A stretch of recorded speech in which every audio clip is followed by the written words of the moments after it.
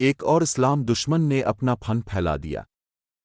ایک امریکی سیاستداں ملعون خاتون نے دنیا بھر کے مسلمانوں کو شدید غم و غصے میں مبتلا کر دیا۔ خاص طور پر امریکہ میں مقیم مسلمانوں نے ملعون خاتون سیاستداں کے اشتعال انگیز عمل کی سختی سے مذمت کی۔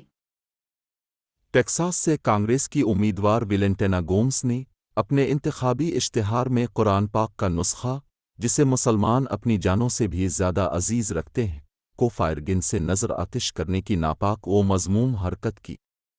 یہ انتہائی اشتعال انگیز حرکت ان کے اسلام کے خاتمے کے دعوے کا حصہ ہے۔ یہ ملعون خاتون نے متعدد مرتبہ مسلمانوں کے خلاف نفرت انگیز بیانات دے کر اپنی سیاست کو چمکانے کی کوشش کی ہے۔ اس شیطان صفت خاتون نے مسلمانوں کو دہشت گرد بتا کر امریکہ سے مٹانے کا کبھی نہ پورا ہونے والا خواب دیکھا ہے۔ توحید کی امانت سینوں میں ہے ہمارے، آسان نہیں مٹانا نام و نشاں ہمارا۔ ملعون گومز نے امریکہ کو ایک عیسائی کنٹری قرار دیتے ہوئے یہاں سے مسلمانوں کو ختم کرنے کا اپنا ناپاک ارادہ ظاہر کیا ہے۔ انشاءاللہ تا قیامت تک مسلمان امریکہ میں اپنے پورے وقار کے ساتھ آباد رہیں گے۔ ملعون خاتون نے ایسا پہلی بار نہیں کیا ہے، بلکہ اس طرح کی نچلی حرکت وہ کئی بار کر چکی ہے۔ ملعون گومز کے خلاف عالم اسلام میں شدید غم و غصہ کی لہر دوڑ گئی۔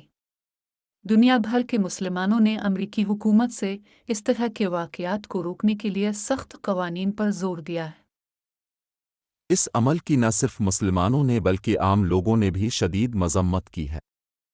ناقدین نے اسے محض سیاست نہیں بلکہ اشتعال انگیزی قرار دیا۔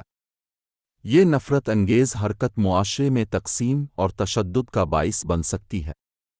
اسلام دشمن طاقتیں اسلام اور مسلمانوں کو کمزور کرنے کے لیے 3 محاذوں پر کوششیں جاری رکھے ہوئے ہیں۔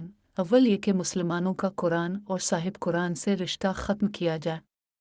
دوسرے، مسلم خواتین کو عریانیت اور بے حیائی کے کاموں میں مبتلا کیا جائے۔